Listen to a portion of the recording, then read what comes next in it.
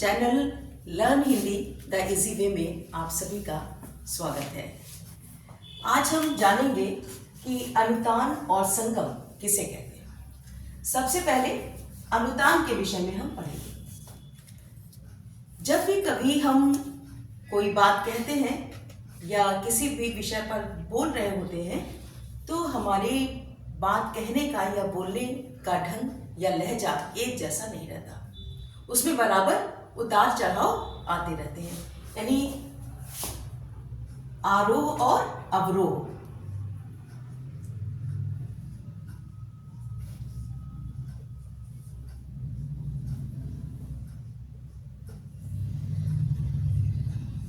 कभी किसी शब्द को हम बहुत खींच कर बोलते हैं, वाक्य में कभी हम साधारण ढंग से बोलते हैं, तो बराबर हमारे बोलते समय आरोह और अवरोह, उतार चढ़ाव हमारे बोलने के बीच में दिखाई देता है, जिसको हम क्या कहते हैं? सुर परिवर्तन।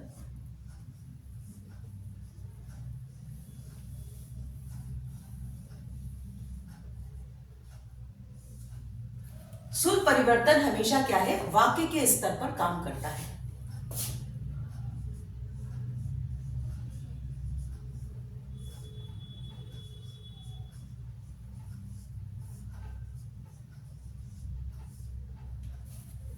जब ये सुर परिवर्तन वाक्य के स्तर पर कार्य करता है तब इसी को हम क्या नाम दे देते हैं? अनुतान। कहीं कहीं इसको सुर लहर, इस सुर परिवर्तन को कहा जाता है। अनुतान क्या है? अपनी बात कहते समय या बोलते समय हमारे वाक्यों के बीच का उतार चढ़ाव, यही क्या है? अनुतान है। इससे क्या होता है? जो हमारे भाव है वो क्या है? उसमें परिवर्तन आ जाता है, वाक्य का अर्थ बदल जाता है। जैसे एक साधारण सा वाक्य है,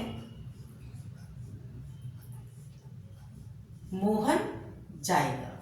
अब हम देख रहे हैं इसमें एक कर्ता है और एक क्रिया है और ये साधारण वाक्य है, मोहन जाएगा। अब जब कभी हम अपना सुर बदल देते हैं, जैसे हमने कहा मोहन जाएगा, अभी हम साधारण बोल रहे हैं मोहन जाएगा, लेकिन हमने अपना सुर बदल दिया, अपने उतार चढ़ाव को बदल दिया और मोहन जाएगा। अब ये जो हमारा बोलने का ढंग है,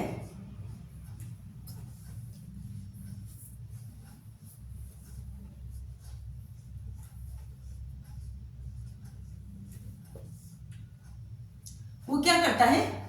आश्चर्य को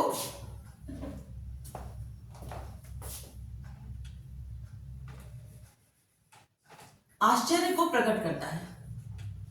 और कभी जब हम कहते थे मोहन जाएगा, यानी जाएगा पर ज्यादा हमारा फोर्स हो जाता है, तब वो क्या करता है?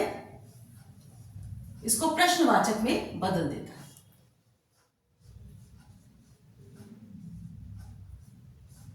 तो एक ही वाक्य को कहने के ढंग में मोहन जाएगा, मोहन जाएगा और मोहन जाएगा।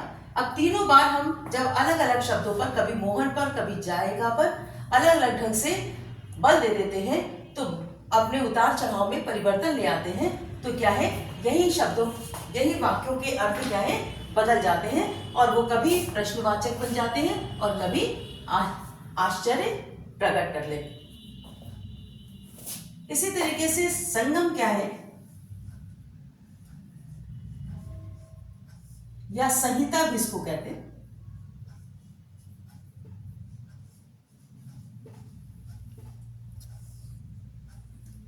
ये क्या है? एक ही शब्द की दो ध्वनियों के बीच का अल्प विराम, जिसको हम कह सकते हैं, या मौन विराम की संज्ञा हम उसे दे सकते हैं। इसके कारण क्या है कि जिस समय हम कोई शब्द बोलते हैं उनके बीच उच्चारण करते समय ध्वनियों के बीच में कभी हम उस शब्द को सीधे बोल जाते हैं और कभी उन्हीं ध्वनियों के बीच में एक विराम, हम क्षणिक विराम दे देते हैं, जिसको हम कहते हैं संगम या संहिता। ये कैसे होता है? जैसे कि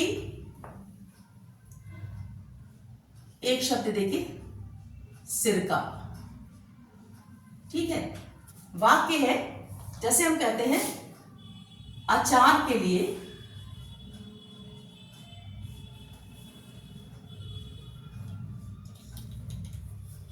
सिरका चाहिए। अब इस शब्द पर आप ध्यान दीजिएगा।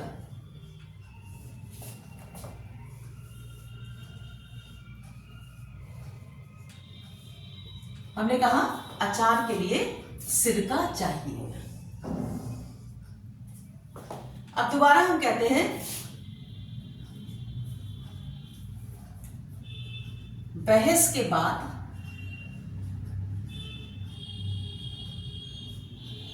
सिर का, अब देखिए हमने यहां पे एक क्षणिक विराम दिया है, सिर का दर्द बढ़ गया। अब ये क्या है, दो ध्वनियों के बीच में, इसको धन के चिन्ह से प्रकट भी करते हैं ऐसे। अब ये दो ध्वनियों के बीच में क्या है, हम एक छोटा सा एक क्षणिक विराम दे रहे हैं।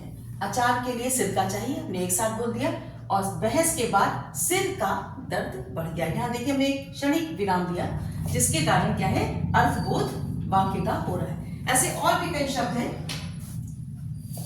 जैसे शब्द है तुम्हारे।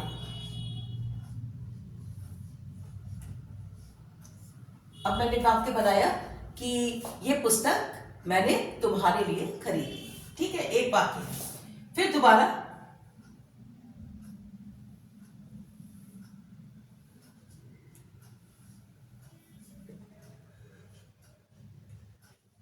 मैंने कहा मैं जीती तुम हारे। अब क्या है, इसके बीच में एक क्षणिक विराम, मैं जीती तुम हारे।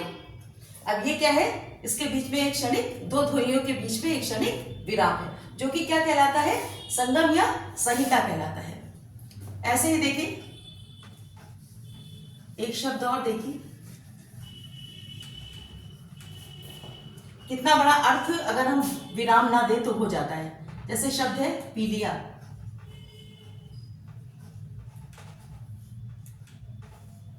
मैंने पानी पी लिया,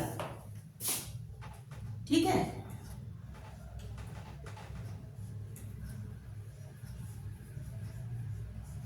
मैंने पानी पी लिया। अब इसके बीच में हमने क्या किया है, यहां पर क्षणिक विराम दिया, उसे पी लिया हो गया। अब यहां पर हम क्या कर रहे हैं, एक साथ बोल रहे हैं।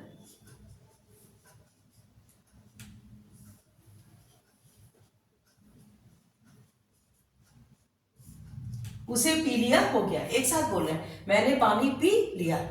अब ये पी लिया के बीच में हम क्या दे रहे हैं, क्षणिक विराम दे रहे हैं। तो जब किसी भी शब्द की ध्वनियों के बीच में, किसी एक शब्द की ध्वनियों के बीच में हम क्षणिक विराम देते हैं, तो वो क्या कहलाता है, संगम या संहिता कहलाता है। उच्चारण करते समय जब हम एक शब्द की दो ध्वनियों के बीच में हम क्या करते हैं, एक क्षणिक विराम देते हैं, मौन विराम देते हैं, उसे हम क्या कहते हैं, संगम या संहिता।